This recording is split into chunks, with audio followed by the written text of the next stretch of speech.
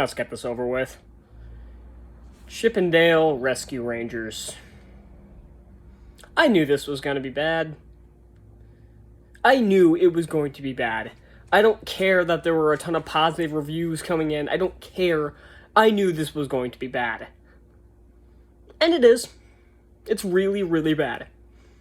It's, in fact, pretty awful. I don't see what people are seeing in this movie. I don't get it. This is a live-action Ralph Breaks the Internet. Or this is another Ready Player One. It does feature that I'm able to play a game of Spot the Reference. Unfortunately, that was the only fun I had watching this movie. Yeah, that really is the main problem with this movie. It's just an excuse for a bunch of shitty advertising, and none of it's clever. You can do advertising and have it be clever. The only time you should do product placement, product placement, I get it. You need to earn some money back, especially if your movie's bad. You need to earn some money back. But it mainly works when it's used as a joke. Like, one of the worst examples of product placement of all time is Man of Steel, because it didn't see the self-awareness in and of itself, having an IHOP, a Sears, a 7-Eleven, or whatever it was, all these other places that are just there to be blown up, and just make sure you get that big logo up before you blow it up. But this is another case of, much like of Ralph Breaks the Internet, it's just Disney whoring itself out. But not even that. There's some weird cameos in this movie that you wouldn't expect out of Disney because they're not owned by Disney. There's a Shrek cameo, kind of-ish. But the worst one by far. And, oh boy, this was annoying. Ugly Sonic. You know, the original Sonic design from the trailer that everybody hated, the one with the human teeth. I already thought this was stupid when he first showed up. Like, I knew he was in the movie before I saw it, because I saw this few days late, and of course I saw memes and everything about it, because, obviously. But they were so fucking proud of this, that he shows up several times, and they make a point of showing the human teeth, like, close up in slow motion, several times. They were that proud of this shitty joke. Good lord. References aren't jokes. That's what Disney doesn't understand. They think references are funny because playing a game of Spot the Reference. The light's coming through the door, it's reflecting off my hands, like making my shirt glow. Kind of looks kind of cool, actually. But that's beyond the point. Like, there's, of course, Indiana Jones. Thor shows up. There's the live-action Baloo, not voiced by Bill Murray. That was disappointing. All of Seth Rogen's animated, or at least a lot of them, show up for, like, one little cameo. It's like, it's his live-action Lion King. Then there's the blue blob thing from Alien, or Monsters vs. Aliens, and the praying mantis from Kung Fu Panda. That would have been funny in another movie. Especially since you reference live-action Lion King, you automatically get deducted a point. And this movie gets an extra point deducted for having the DCEU Batman show up a couple times. I hate you! And again, I'm impressed that they were able to get the rights to be able to use these characters. Like, Disney should not be able to use Batman or Shrek, especially since Shrek was hardcore about mocking Disney. That was kind of the point of the movie to begin with. But, like, and there's some weird ones, like South Park. Doesn't say anything, but a character from South Park show up. There are several Simpsons ones. I mean, that's owned by Disney, but still. And this is much like, crap, what was it? It was the one movie that they did something very similar. And I should actually talk about the plot now. I've been talking about it for almost 5 minutes just about the shitty cameos. The story is stupid. Monterey Jack, which is the one with the mustache from Rescue Rangers, like, the Rescue, it's treating this, it's one of those movies that treats, like, the animated characters and all these people as if they're real people, because nothing's original in this movie.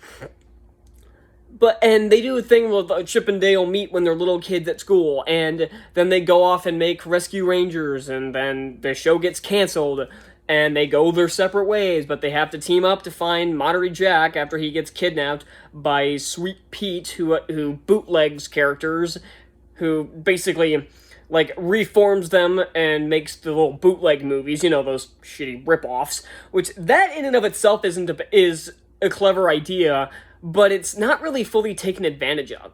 And there are a couple times where the movie will do that. Like, it has a decent idea, but it does nothing with them. Like, there you go to a place called the Uncanny Valley, where it's got, like, the cats from Cats, and it's got all these weird animation, like, the animation style back in the day was, like, early 2000s, where everything looked, in Trip's own world, everything looked real, but nothing looked right.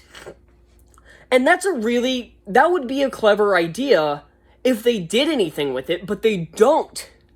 It's like just showing up because, here's the cats from Cats. Here's some weird dude who, like, walking and starts freezing in place because he's glitching or something, I don't know, and looks weird. And then they have the one motion capture guy. I don't know. I think it's supposed to be the dude from Beowulf. I don't know. That was just my first guess, the little Viking dude, where his eyes don't ever look at them. Again, it's a decent idea, but it's not taken advantage of. And one of the things that's in it is, like, Sweet Pete, who's the guy who's running this, is an older Peter Pan. And again, that would be funny in another movie. Because, again, they don't utilize this.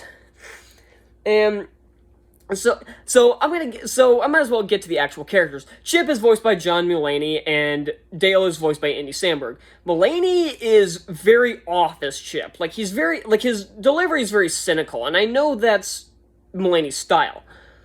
But it doesn't work for Chip, even when he's supposed to sound concerned, or, something else, Alvin and the Chipmunks is referenced and shows up in this movie. Because that's funny, because again, references aren't jokes. And another one, I need to talk about this for a second. A firework goes off and it, like, blows up in the shape of the Mickey Mouse symbol. How is this a joke? Like, references aren't jokes. But I digress. Back to the characters. Back to John Mulaney. His delivery is so off. Like, when he's supposed to be concerned or afraid or sad or something, he still sounds so cynical. Samberg does fine as Dale, but he's really obnoxious. I've never been a huge fan of Andy Samberg. I don't think he's terrible or anything. I'm not a huge fan of Brooklyn Nine-Nine. I think it's kind of... I just don't find it very funny. And he does okay, but that's just it. Okay. J.K. Simmons plays Officer Putty or something. He ends up, of course, being the villain, and they make a joke like, that's too obvious, so that's exactly where they're going with it. And he's trying. I'll give him credit, he's better in this than he was in Marmaduke, but he has slightly better script than Marmaduke. And speaking of script, this was written by the same people who did Dolittle. Who thought this would work? I don't know the director, and I don't really care to, because the movie's not very well directed either, so. There's this human officer Chip and Dale team up, because of course there is. You can't just have it be Chip and Dale, you gotta throw in another officer, a human officer, named Ellie, and the actress isn't very good. For one, she looks younger than me, and she's supposed to be like a cop who's been doing this for a few years, and she looks like a teenager. And two, her delivery is it's like the same problem I had with the DSI agent from Firestarter that I just reviewed, is that her delivery is so bland that I can't take it serious, that it doesn't feel right. And her delivery, it's like, this is one of those actors you can tell cannot act alongside computer-generated effects. There are some people that can do this very well. Like, I actually think Ben Winchell did a very good job in Max Steel acting alongside a computer-generated Steel. Or The Jungle Book, that kid did a phenomenal job. The 2016 Jungle Book, that kid did a phenomenal job acting alongside everything around him was CGI. Even the backgrounds, the animals, everything was CGI, and the kid did a phenomenal job. I was very impressed with that kid in that movie. But this is this is like the Jar Jar effect, where nobody looks natural while it's kind of like Liam Neeson when he was talking to Jar Jar, because he looks uncomfortable. he doesn't look like he's actually talking to somebody. You can tell he's saying the lines fine, but you can tell he needs to actually be talking to somebody. He's just talking to an effect that isn't finished yet. Here is the same problem, but her delivery is just so bad and bland, and it's not just when it comes to Chip and Dale, when she's talking to Officer Putty, or Peter Pan, or any of these others. It just doesn't look right, or it never sounds right. Her expressions are not very varied. So yeah, that acting job is a miss, but all the others do fine, I guess. There was one I wanted to talk about. The Sweet Pete has basically a bodyguard named Jimmy, who's a polar bear. Is that supposed to be the Coca-Cola polar bear? I couldn't figure that out. But is that what it's supposed to be? I just... Food for thought. Story. The music is fine, I guess. Except for the end credits. At the end, they're mocking the fact, now we can do a reboot. Oh, like, the theme song gets some pop singer to sing it when people just want to hear the original. Oh, that's so stupid. That's exactly what they do. They get this auto-tuned, shitty rendition of the song. Heavily auto-tuned, might I add. And it sounds like shit. It's not the right... It's the wrong tempo, the wrong voice, and the auto-tune is worse than Beauty and the Beast. God, like... You're gonna make fun of this and then directly do it? That's not funny. That is a kick in the balls. Because I was legitimately... I wasn't legitimately thinking this, but I thought for a second, oh, maybe they're making fun of this and we'll actually hear the original at the end. But I knew I was kidding myself. I'm like, nope, you're gonna do exactly what you're saying, you're not going to. And that's exactly what they did, and fuck you for that. There was an end credit scene, apparently, that I didn't bother to watch. Like, I ended up stopping the movie pretty much by accident. I stopped watching the movie, and I'm like, you know what? It's not worth going back into it to watch it. If it's setting up a sequel, I don't want to see a sequel. Unless they want to do an actual Chip and Dale Rescue Rangers movie, because that's not what this is. This isn't a Chip and Dale Rescue Rangers movie. This is a... Disney, this is Ralph Breaks the Internet 2 featuring Chip and Dale. And then the villain at the end turns into this weird hybrid of a bunch of different people. It has the cat head from Rescue Rangers, got like Wreck-It Ralph's arm, a leg that I'm pretty sure is Transformers, another arm that shoots like little like big balls that kind of look like the chomp balls from Mario. I don't think that's what they're supposed to be, but it's what they look like. They're painted and everything. They look like it. But it's like, what's the joke? Or, like, he's a bunch of different characters. Whoop-de-fucking-do. What's the joke? That's a good way to describe this movie. What's the joke? There are maybe 2 or 3 jokes that my brain at least acknowledged was a good attempt, but I never laughed once through this movie. Not once.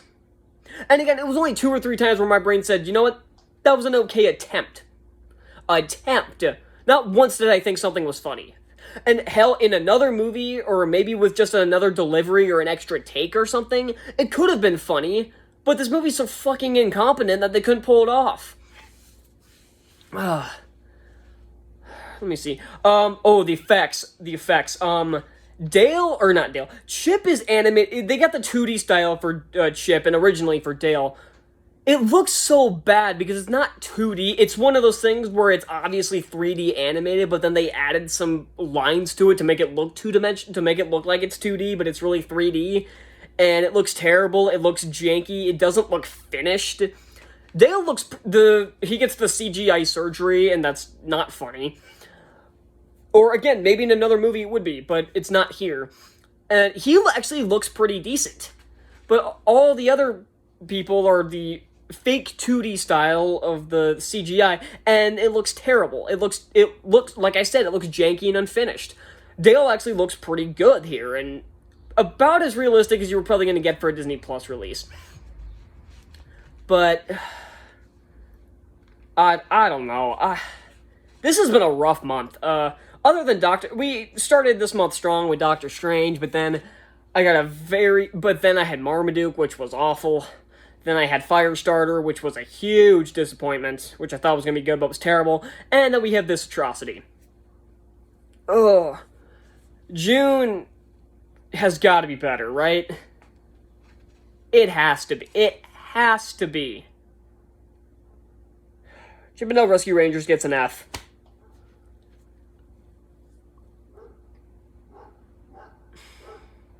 I got nothing else to say. So, thank you all so much for watching. I'm looking forward to June. We get some better looking movies. Hopefully, Lightyear's good. Terror on the Prairies looks pretty cool. Spiderhead. Got some other movies that come out next month. I don't think anything looks particularly awful. Maybe there was, I just don't remember, or my brain blocked it out as a defense mechanism. But either way, you know, hit rock bottom. Can only go up. That's what I'm going to keep telling myself.